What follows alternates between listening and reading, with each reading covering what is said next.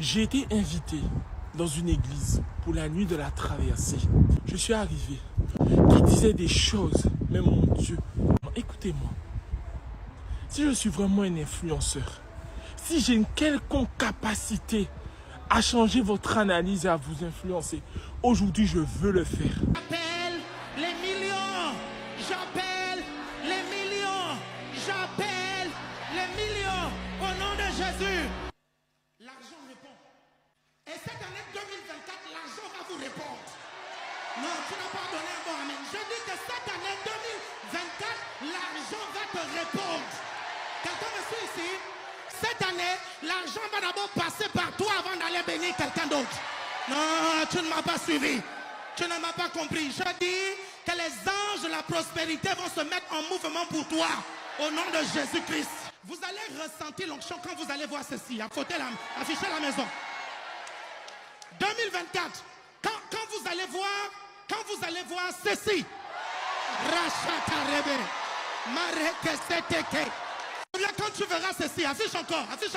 Ça là. Tout à coup, tu sens, est-ce que tu sens déjà le nouveau manteau t'appeler? Est-ce que tu sens déjà la nouvelle dimension t'appeler? Est-ce qu'il y a une troisième photo? Il y a une troisième, vas-y. Ou bien quand tu verras ceci. Dis ça c'est mon compte, ça c'est mon compte, ça c'est mon compte, ça c'est mon compte, ça c'est mon compte bancaire. Avant le ciel, il y a une vie sur la terre. Tant qu'à faire, je vivrai la meilleure vie qu'il y a ici sur la terre. Je roulerai dans les meilleures voitures. Je voyagerai dans les meilleures classes.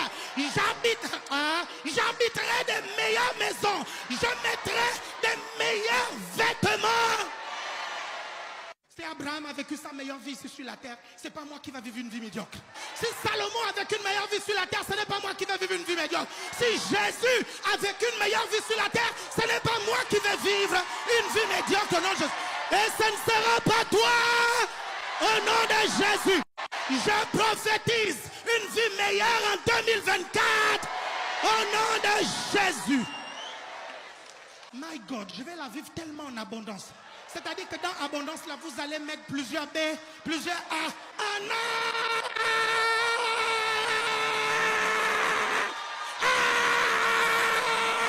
Abondance! Tant pis pour les jaloux.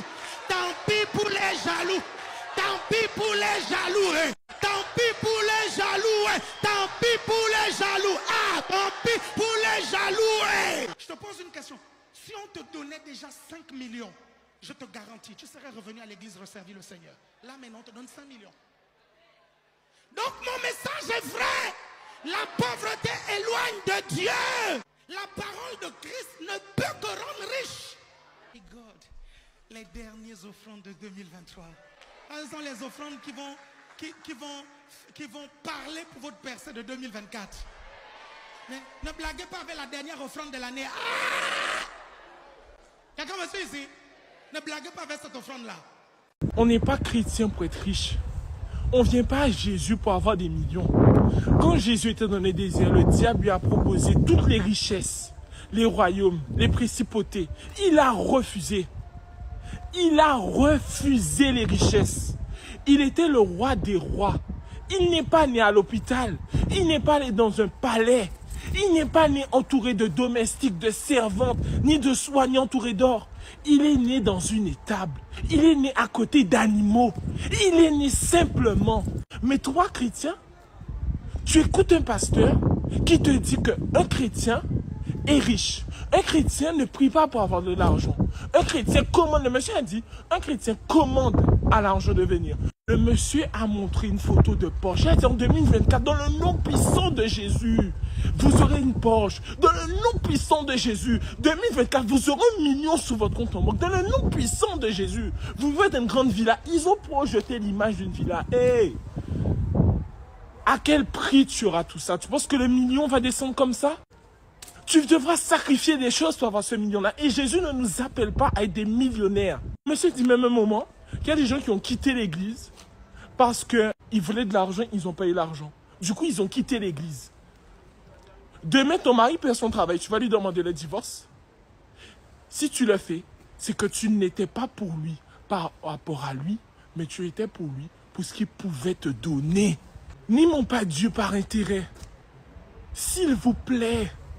J'étais là, j'étais assis, je vois des jeunes de 18, 19, 20 ans. Amen, amen. Dans le nom puissant de Jésus, on sera riche. Amen. Prospérité.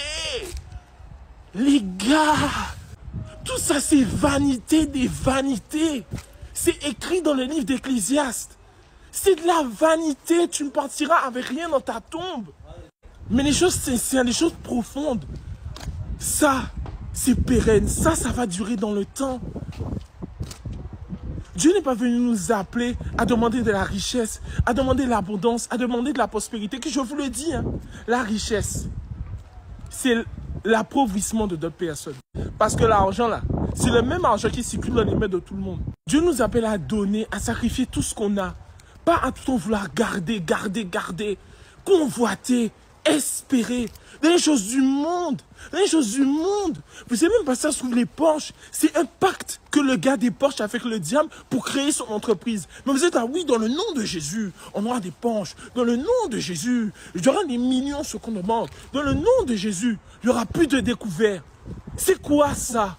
Si j'ai vraiment une influence sur quelqu'un, moi, je vous encourage à aimer Dieu sincèrement en dépit de tout. Jésus a dit, heureux vous les pauvres, car le royaume des cieux est à vous. Oui, heureux vous les pauvres. Heureux vous qui avez un cœur pur parce que vous connaissez Dieu. Heureux. Il n'a jamais dit heureux vous les riches. Il a au contraire dit malheur à vous les riches, car vous avez connu votre joie, vos bonheurs et vos plaisirs sous la terre. Mais votre cœur est éloigné de Dieu. Moi, si je veux être riche, j'aurais déjà pu être riche. J'ai déjà eu des propositions pour être riche. J'ai déjà été dans des lieux de riches. Mais en tant que chrétien, en tant qu'enfant de Dieu, ce n'est pas ma place. Dans toute cette richesse, dans tout cet apparat, dans toutes ces choses vanitaires. Dieu qui est un Dieu simple, qui est un Dieu humble et qui est un Dieu rempli d'amour et de bonté. Je ne sais pas, et j'espère que ça va te parler ce soir. Je prie dans le nom puissant de Jésus que ça te parle. Si j'ai une quelconque influence sur toi, je veux que ça soit bien celle-là. Très souvent, on veut évangéliser les personnes qui ne connaissent pas Jésus.